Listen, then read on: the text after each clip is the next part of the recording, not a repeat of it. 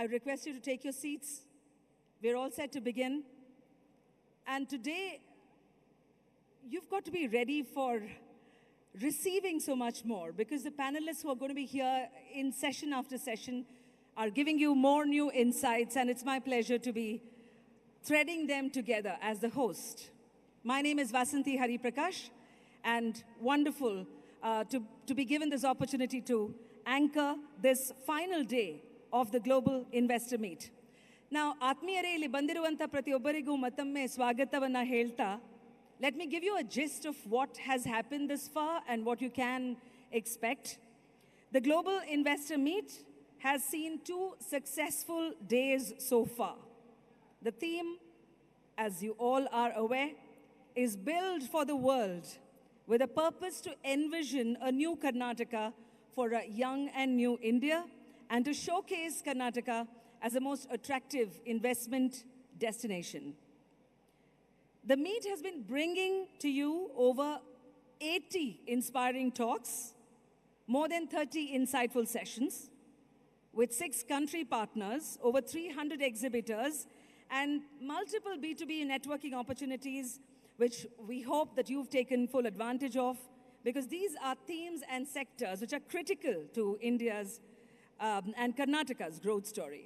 So we've had with us over 5,000 senior delegates from across sectors like manufacturing, infrastructure, IT, energy, education, tourism, along with B2B and B2G meetings with stakeholders.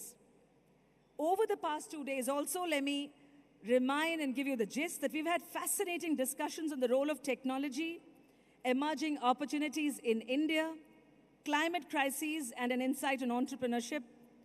And these with eminent political leaders like Srimati Nirmala Sitharaman, Shri Piyush Goyal, Shri Basavaraj Bommai, and business icons like Shri Sajjan Jindal, Shri Vikram Kirloskar, Shri Karan Gautam Adani, Shri Rishad Premji, Ms. Randy Zuckerberg, and Ms. Nisaba Godrej. Today, on this final day of this mega grand investor event, we have some more engaging sessions, and I'm going to tell you a little bit and a quick gist of that. At Auditorium 3 at 11 in the morning, you would have what promises to be a very productive session on the scope of opportunities for collaboration with Australia and how do you capitalize those. Later at the plenary hall, we have a thought-provoking session on success stories of resilient Karnataka. These will be followed by the closing ceremony of the mega event, the Global Investors Meet. Please make sure that you don't miss out on these. Let me also remind you, in case you've not already had the time to go take a look, one is very close by at the beautiful NGMA campus, which is the National Gallery of Modern Art. You will see a showcase of Karnataka's art, and half a kilometer further, in a place called Chitrakala Parishad, already called CKP to Bangaloreans, is a fabulous showcase. I had a quick trip there between my sessions yesterday. A showcase of Karnataka's rich crafts, textile history. You can actually have a touch and feel. I totally recommend that you should go and see it. Coming to today's program, India has been long considered to be a knowledge powerhouse, and there are immense possibilities for innovation in our country. But how can India lead the innovation revolution? That is what the debut starting session is going to be on. But I'm not telling you more about this gentleman who's going to be up here on stage. The imprint of what he has created is there even in Bangalore, across India. But to introduce him, let me invite onto the stage the Additional Chief Secretary, Finance for Government of Karnataka, Shri I.S.N. Prasad, to introduce our special speaker. May we have a round of applause for the spirit of this event and for everybody who's been working visibly and invisibly. Over to you, Mr. Prasad.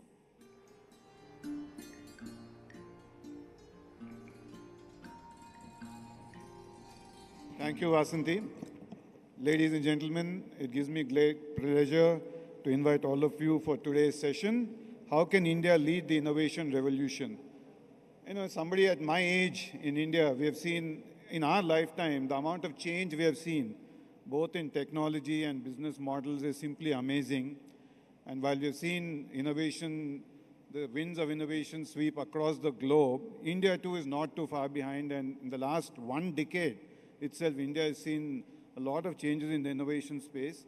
UPI is one of the things which comes to mind where we have done something which is uniquely Indian and which is really one of the most successful innovations in the digital payment space.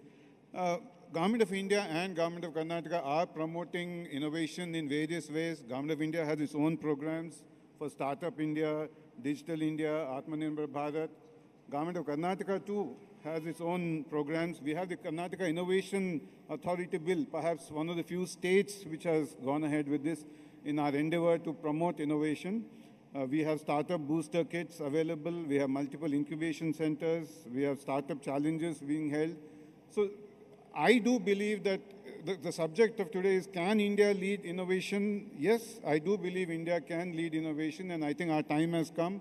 Next 2 decades, I believe that a lot of Indian startup companies and tech companies and non-tech companies will be leading innovation in multiple ways and very disruptive technologies as well as disruptive business models.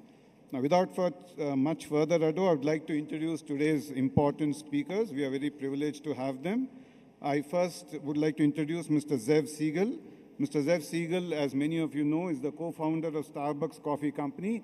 He has been in the news today because he was having Indian coffee in one of the restaurants in Bangalore. Mr. Zev Siegl has now become one of the, Starbucks, as you know, is one of the most recognized brands of coffee in the world. Following his departure from Starbucks, Mr. Siegl became a serial entrepreneur, founding Quartermain Coffee Roasters in Washington, D.C., Peerless Pie in Seattle, and more recently, Buckle Up. He has also started his own consulting company that serves owners of small business enterprises and aspiring entrepreneurs with advice regarding funding new companies, growth needs, financial forecasting, planning, private equity offerings, and applying for bank loans. We are privileged to have Mr. Zev Siegl here for the last 2-3 days, and I understand that he has been interacting a lot with some of our startup entrepreneurs and giving them advice. I now welcome Mr. Zev Siegl onto the stage to please come. I also would like to have the privilege of introducing Mr. Prashanth Prakash, who is, we are proud to say, is from Bangalore. Mr. Prashanth Prakash joined Accel in 2008. He began investing in Indian technology startups as early as in 2004, well before they acquired global attention. He started his investing career as a co-founder of Erasmic, one of India's first early-stage funds. Prior to that, he founded 2 enterprises in the internet and multimedia publishing domains. As a key member of Accel's India team, Mr. Prashanth focuses on consumer internet services, online marketplaces, SaaS. He has led investments in AgroStar, Bluestone, Book My Show, Clevertrap, Fab Hotels. I can go on and on and on. Holiday Me, Home Lane, Inframarket. So he's a serial investor. I'm really happy to welcome Mr. Prashanth Prakash to this stage.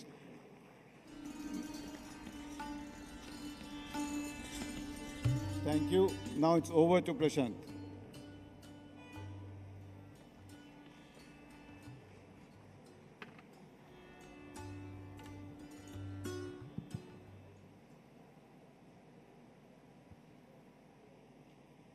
Good morning, everyone. So when I walked in with this morning with Zev was afraid that there's nobody in the hall.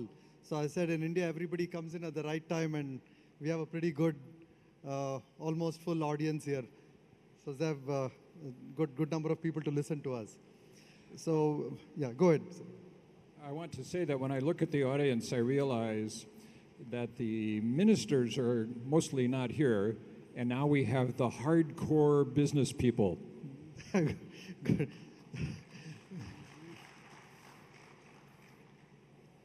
Zev, welcome to Karnataka and Bangalore, the home of coffee, I would like to argue. So this is coming home kind of thing for you. You know, when I was invited to be here, I did my research. All good entrepreneurs do research. And I was so happy to learn that this is a coffee center and that there are many coffee roasting companies and coffee bars, and that excellent coffee comes from here. That was a bonus for me. So Zev, I think a lot of people have, of course, heard of Starbucks, but the origins of Starbucks and the early days is not something a lot of us are familiar with. And I was just doing my own research on your background and your early days as a teacher. So talk about entrepreneurs coming from different backgrounds, right? So somebody who was started out as a teacher, but what got you started as an entrepreneur in the early days? The question is, what got me started as an entrepreneur? I went to college, and after college I became a teacher. In the public schools, my students were 13 and 14 years old. After 3 years, I was like most entrepreneurs, I was getting restless. I wanted a little bit more from life. And I had two friends, Jerry Baldwin and Gordon Bowker, who also were getting restless. And the three of us at that time were 26 years old. So we started talking about how we were going to change our life. And we decided that the way to change our life was to start a business. Now, this is not like the year 2022. This was 1970, more than 50 years ago.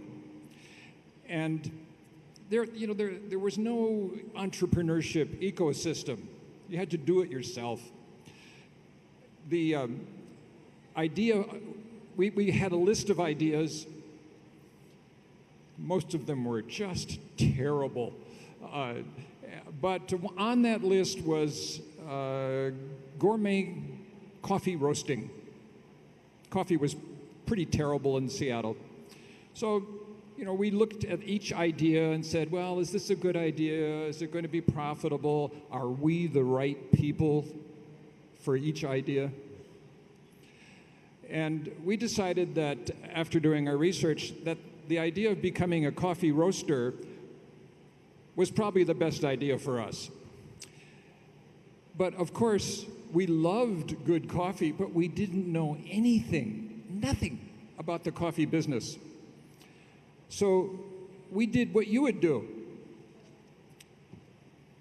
What would you do? You would find an expert to coach you.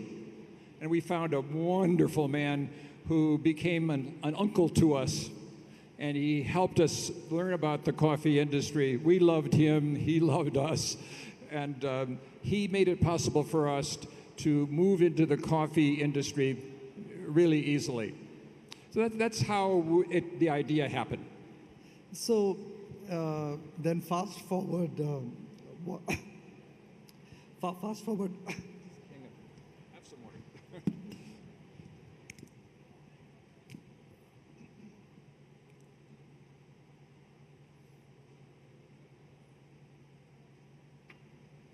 Fast forward 1 decade, you actually became a barista, right? And that's when you actually got on board Howard Schultz. Yep. And so, from those days, right, till between when you started and when you got, what were some of the early lessons on how you built the brand and how the whole thing evolved from being a coffee roasting company to a barista? So we're talking now about the first decade of Starbucks after the initial startup. Now, I just want to remind you that we're talking here about the 1970s.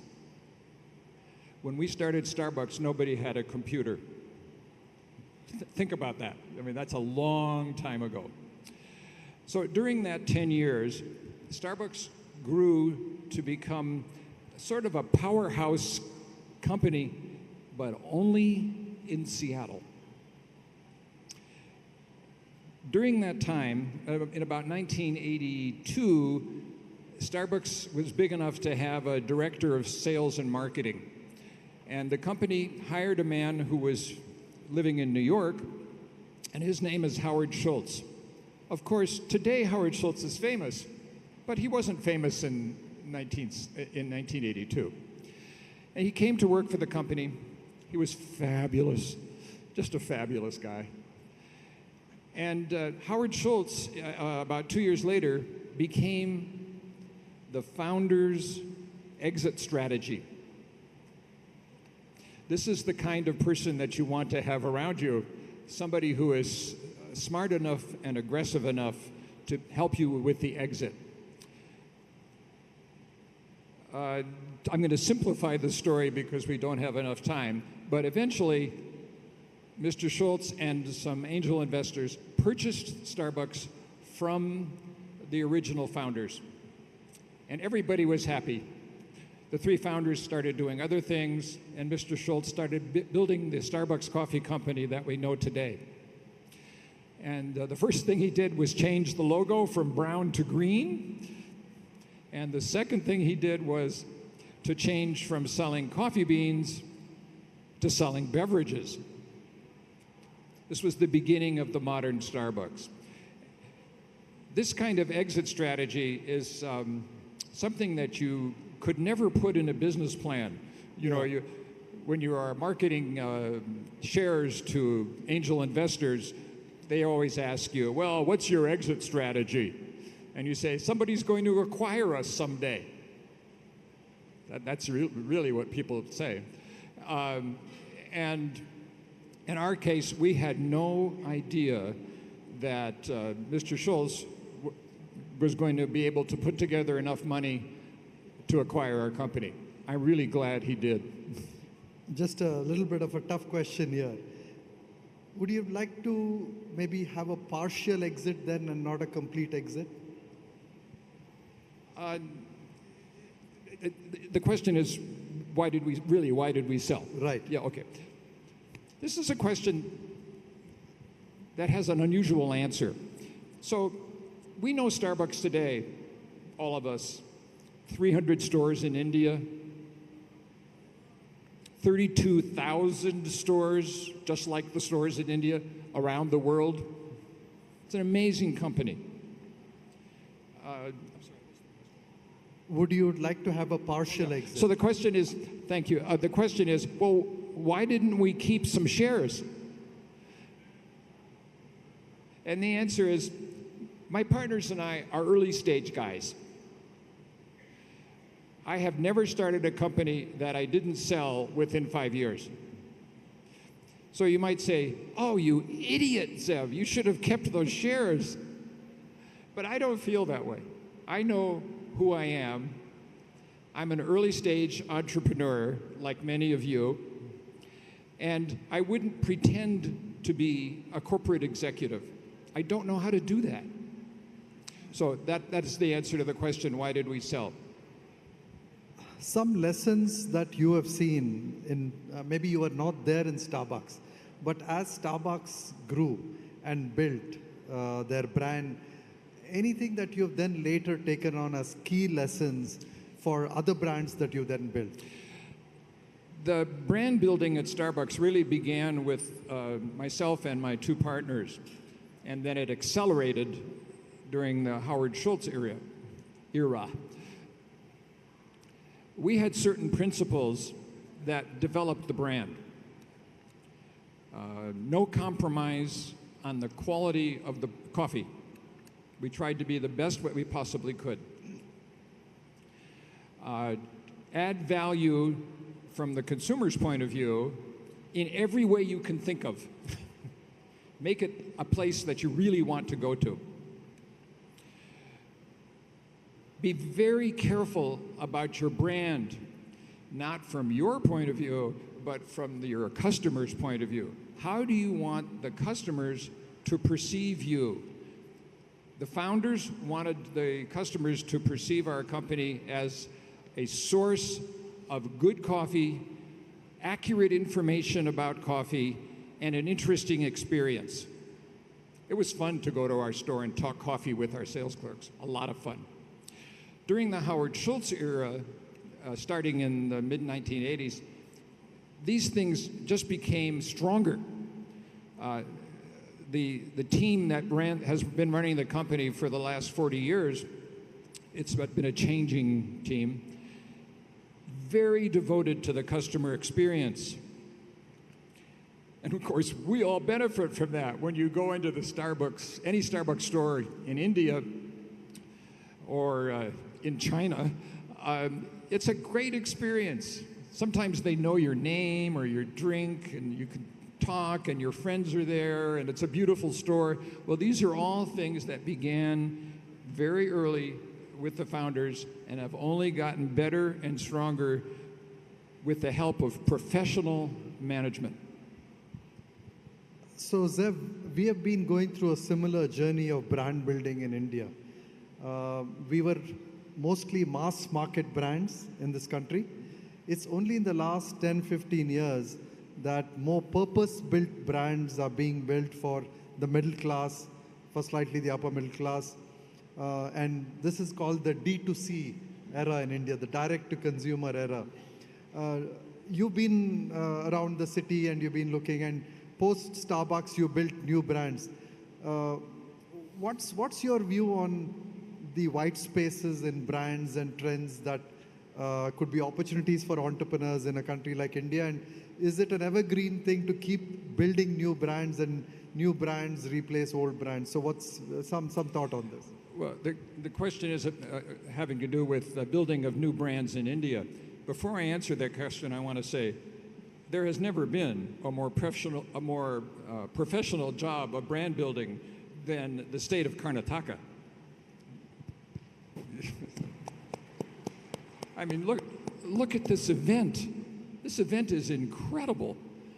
And it is just one of the many things that the state of Karnataka is doing to build itself up. For example, in the tourism sector, many of you may not know this, but the tourism ministry is always promoting and going to trade shows all over the world to promote your state. So you might think about that, about how did they do that? How did they make Karnataka look so fabulous? So going back to this business to consumer space, building brands is really something I believe for entrepreneurs. You need professional help. You have good instincts, you know who your customers might be, but the brand building, you really need somebody who has a broader insight.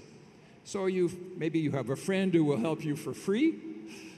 Maybe you join an accelerator where some of the people who volunteer their time at the accelerator will help you. There are many ways to solve that problem, to get professional help without spending a fortune in money. And some of the factors in building a brand, in establishing a market position are known to many of us here. You have to be consistent. You have to know who your intended audience is. You have to understand them. By the way, for startup entrepreneurs who are here, as I said yesterday, the best way to understand your audience is to do focus groups. Because if you think about it, if you're a startup entrepreneur, you think you know what your potential customers want, but you don't.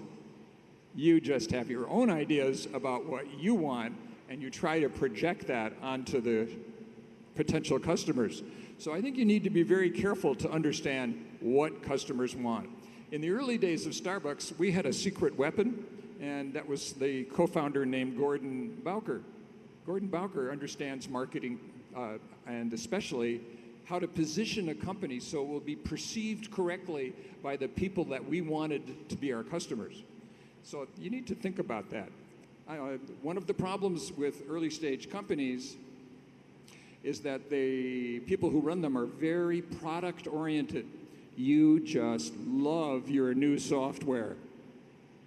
You love the platform that you and your team built, but maybe you're not so good at thinking about marketing.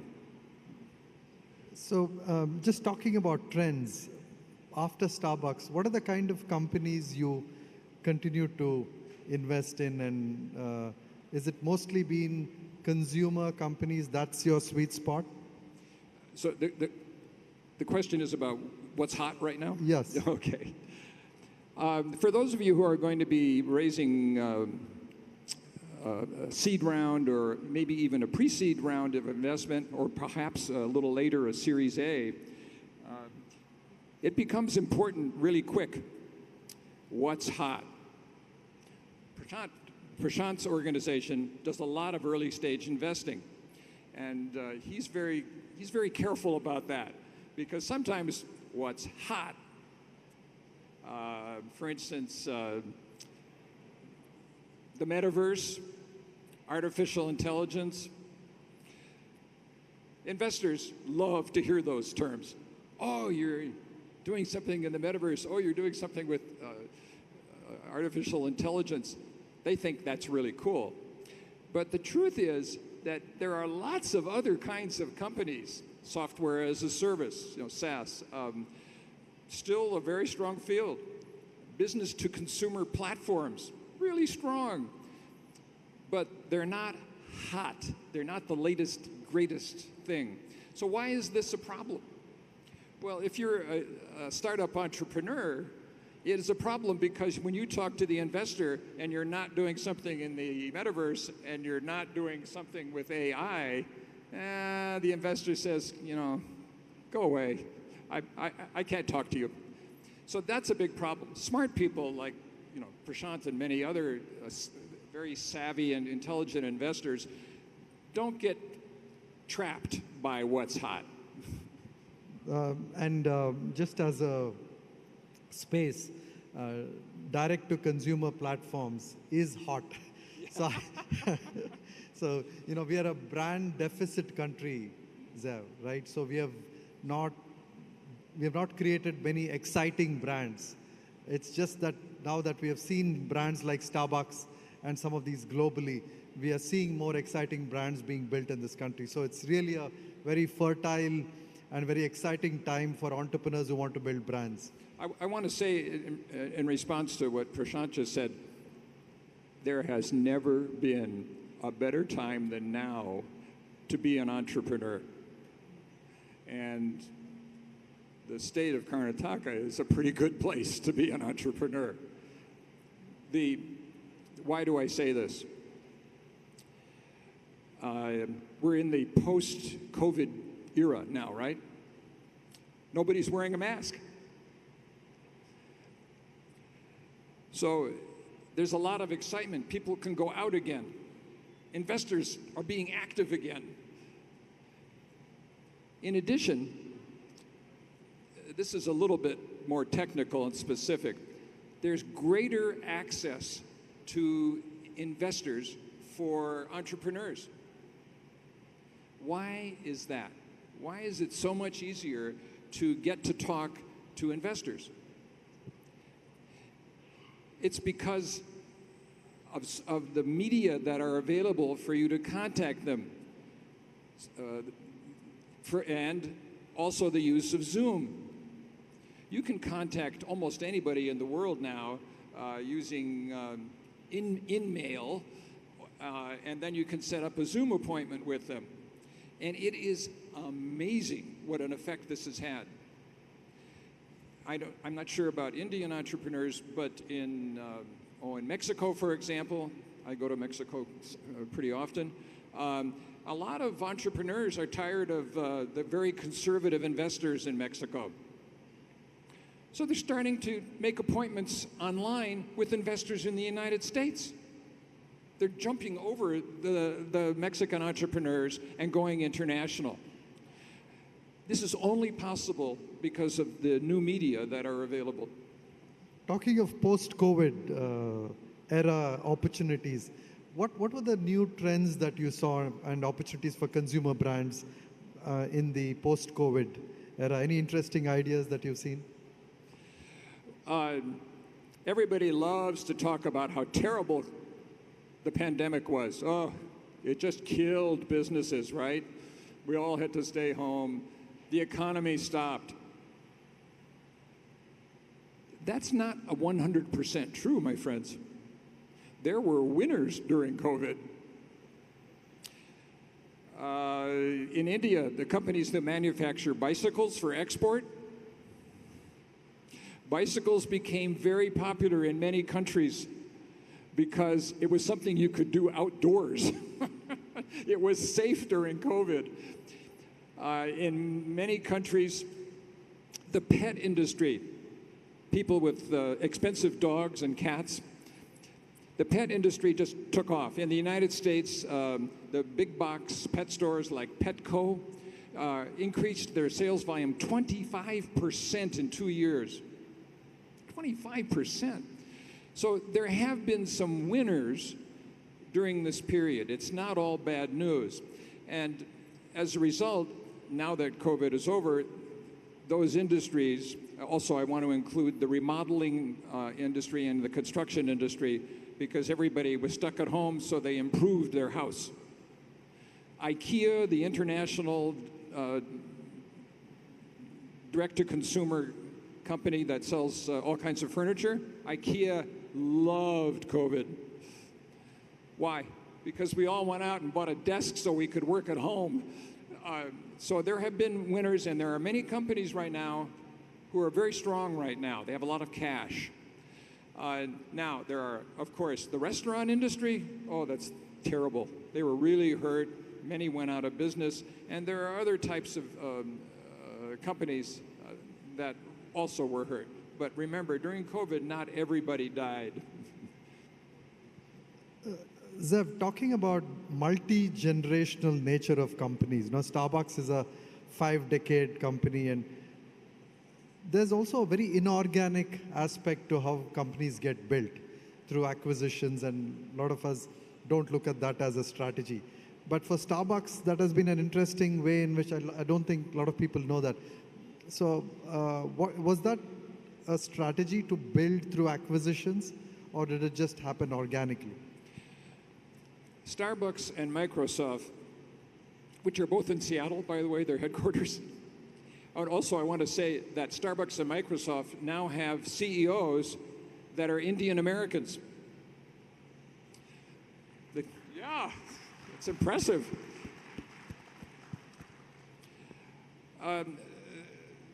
Both of these companies, when we look at them from outside, we think, oh, they must be geniuses. They always seem to have the right products, the right people.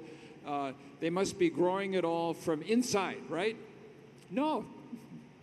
Microsoft, in particular, when they see an industry that they want to get into, like the online gaming, they just buy companies.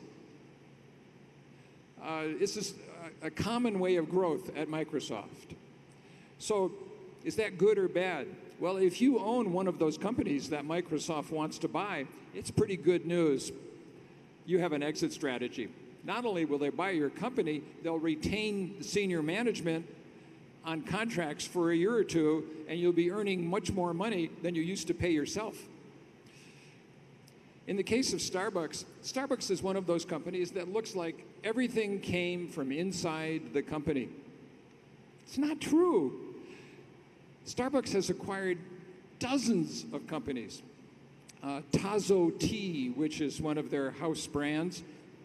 Tazo Tea was an independent company in Portland, Oregon, a good one, and Starbucks eliminated its own tea, purchased Tazo, and made that the Starbucks tea brand, Tazo Tea. This is in North America, at least. When Starbucks was first doing its global growth across the United States and then to Japan and the United Kingdom, one of the aspects of their global growth was to acquire companies. For instance, in Japan, they did not acquire a company. They did a joint venture, and that's how they entered Japan, I think, in 1999. In the United Kingdom, it was different. In the United Kingdom, some people from Seattle, when they realized what Howard Schultz was doing, moved immediately to London and set up a company just like Starbucks, and they called it Seattle Coffee, which is very funny. They opened 50 locations. So Starbucks wanted to enter the London market a few years later, and they looked at it and said, yeah, I guess we could compete with them, but why don't we just buy them? So they purchased Seattle Coffee, changed all their locations to Starbucks Coffee. The people who had owned that company retired and had a great life. Now they've opened a pizza chain in Seattle. So these are examples of acquisitions. They've also acquired a music company, a data processing company, all kinds of organizations. But as consumers, we never see that. But acquisition is one of the great ways to grow. Many of the companies that Prashanth's organization has funded have either been acquired by a bigger company or become a bigger company and acquired smaller companies. This is the way of the world, and it is not a bad thing for entrepreneurs. It's a good thing. Sev, coming to the topic a little bit more of innovation. And so innovation was a very North America, Valley-centric activity 2 decades ago or 3 decades ago. But there's been a lot of dispersion of innovation to China and more recently Israel and more recently now India. Do you see this as a continuing trend, and will this be a more democratic distribution of innovation over time? Yes, I do. Let's see, I give talks online about once every 60 days. And as a result of those talks, people contact me sometimes, and then I start, we'll have 3 meetings on Zoom where we talk about what their problems are. These people are startup entrepreneurs. So I have a feeling for what's going on, not only in my own country, but in many other countries. And I can definitely agree that innovation is very dispersed. Of course, India and North America and some places in Europe, like Berlin, big center of innovation.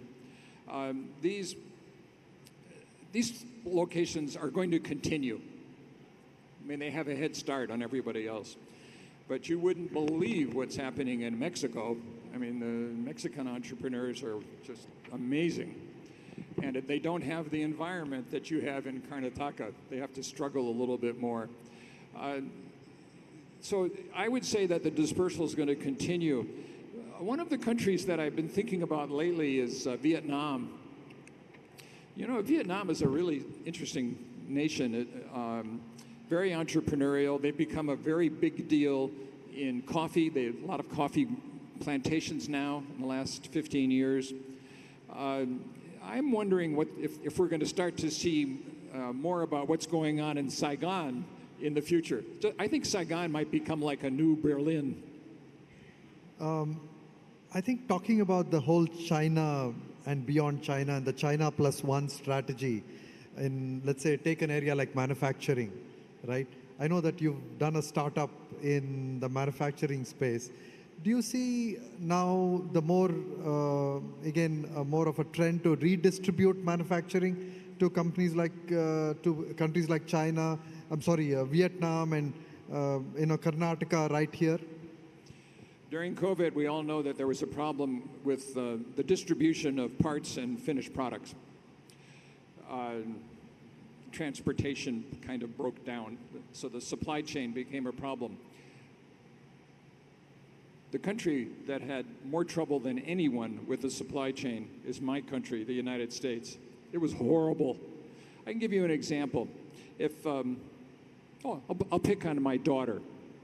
My daughter needed a new refrigerator, so she went to the nice distributor of refrigerators in Seattle, and they said, this is the model you want, and she said, okay.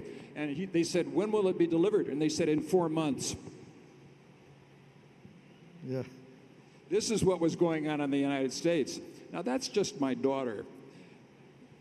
What about General Motors, which makes many car brands? They are having a horrible time, especially with microchips. So this distribution problem caused a national crisis in the United States. The federal government, for once, in the United States, stepped in and allocated billions of dollars to build 2 microchip plants in the middle of the United States. And they did that because they were big business, like General Motors, for example, were so upset that they were dependent on China, and that China was, during the pandemic, unable to fulfill many orders. The lockdowns in China were serious. So now you see this movement away from dependence on China. Since I've been here in Bangalore, I've been thinking that's probably a good thing for Bangalore, because one of the obvious choices if a company wants to be less dependent on China is to build a factory in Bangalore. Right. What about your own experience with manufacturing and the startup that you have in manufacturing? Well, you know, we talked a few minutes ago about what's really sexy, hot, you know, in business. The metaverse, for example. You know what's not sexy? Manufacturing. When you say manufacturing to an investor, you're going to put them to sleep. They just go, oh, don't make me talk about manufacturing. And why do they say that? Because manufacturing not only is not hot, it takes a lot of money. Manufacturing is expensive. You need inventory, you need a factory floor, you need technicians. By comparison, starting a software company takes much less money.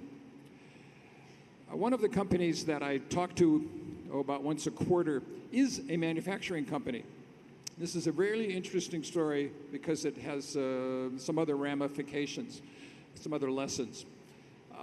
The company, I can name it, it's called Voga Coffee, V-O-G-A, Voga Coffee. But they are a manufacturing company. Voga Coffee is in the Bay Area, in the Silicon Valley world. It's a very small company, maybe 20 employees. And they are manufacturers of an innovative coffee machine. It costs about $8,000. The customers are coffee bars and restaurant chains. So it's a business-to-business manufacturing company. This is not something that investors get very excited about. They just raised $1 million. Now, how did they do that? They had gone through a pre-seed round, a seed round. Now the sort of a seed round 2 is $1 million. One investor took half of that round, $500,000. Why did he do that? There were several reasons that made Voga Coffee attractive to him, and we all should pay attention to this. Number one, the CEO has a law degree, and for 5 years, he evaluated deals for an investor. He worked for a man like this man. And so he got an education in how to position a company to investors and all of the aspects of equity offerings. This makes him a special guy. He also is incredibly passionate about coffee. Another reason why this investor invested, and this is a really, I almost hate to tell you this story. This investor is in Silicon Valley. He has an office in one of the 4-floor office buildings where half the money in the world is. And on the ground floor of this building, there's a really good coffee bar. It's sort of like the coffee company here, Ground Up, if you've ever been there. It's like that. So this guy just loves going to this coffee bar. So when he was approached about investing in a company that is manufacturing coffee equipment, he was willing to listen even though it was manufacturing. So there are special ways that you can appear to be hot when you're really just in the manufacturing business. Great, Zev. That's very encouraging. I think there is a lot of innovation even in manufacturing, right? Nothing stays constant there. And I think there's a big opportunity for India and Karnataka in the next decade to be leaders in manufacturing innovation. Maybe this is my last question. Why didn't you look at investing as a career? Well, Prashanth is asking me, why didn't I do what he did? He had a successful company, and then he became a seed investor. Very unusual for a VC-level investor to specialize in seed rounds. So why didn't I do that? Again, I want to say that everyone in this room, including me, is good at something. And there is something that was a theory that was popular some years ago called the Peter Principle. And the Peter Principle says that everybody who's good will keep getting promoted until they fail. You know, you're good at this, okay, we're going to move you up and you'll be good at that. And okay, you're good again, so we'll move you up and eventually you'll fail, right? Because you really aren't that good at doing that new job. I've always been very afraid of the Peter Principle. There's some things that I'm really good at, very early stage companies. That's my number one. And I felt that establishing a fund to invest would be outside of my expertise. And I also very much, as some of you already know, I really sympathize and put myself in the shoes of early stage entrepreneurs. I love working with them. I love helping them avoid the mistakes that other people have made. So I have always, as my wife says, Zev, you never grew up. I've always been at the new venture level. Zev, this is really the last question. A personal habit, a good personal habit that you wish you had developed earlier. A good personal habit that you wish you had developed much earlier in life.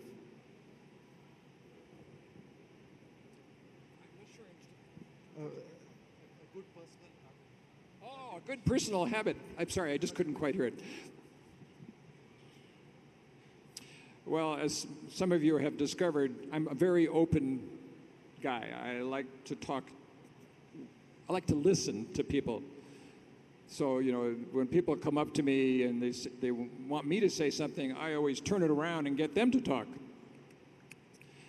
What are you doing? Tell me about your company, that kind of thing. And I would say that that is a really good personal habit for business people, to learn to listen.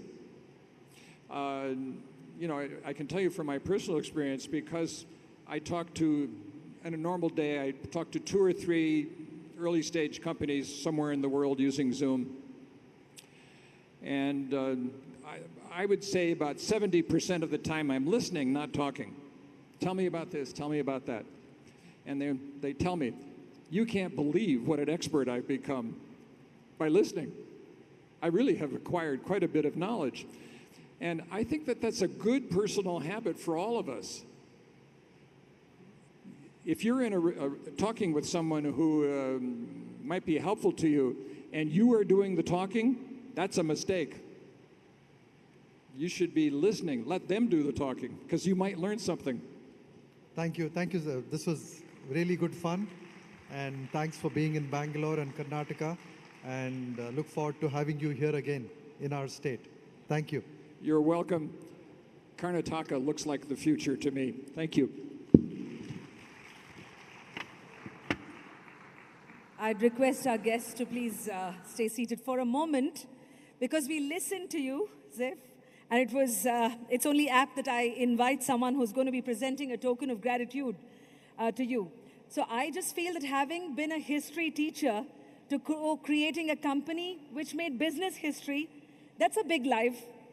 But to reach out and to give essential advice, as Prashanth also mentioned, that's a magnificent life. Please, let's hear it for Zev Siegl. Thank you for being in the coffee country. May I invite Shri I.S.N. Prasad to present our speakers with a token of gratitude as mark of appreciation. For someone who considers himself a startup guy, this is the startup city, an early stage entrepreneur, as Zev mentioned in his talk this morning. Many takeaways I'm sure you too had. Mattome ಧನ್ಯವಾದಗಳನ್ನ ಸಲ್ಲಿಸ್ತಾ to our special guests who are here at the Global Investors Meet. Thank you once again, Prashanth, Prakash, and Zev Siegl for this, Mr. Prasad as well. ಇಲ್ಲಿ ಬಂದಿರುವಂತಹ ಇನ್ನಷ್ಟು ಅತಿಥಿಗಳು ನಿಮಗೆ ಮತ್ತೊಮ್ಮೆ ಸ್ವಾಗತ. It's good to see the hall filling up. There are also parallel sessions that are happening in other auditorium as well, and I did mention, so please make your choice. At the same time, right here, we are beginning to have yet another thought-provoking session, and that is China-focused. Now, the China plus one policy of many countries is proving to be of significant advantage to India. In fact, on day one, I was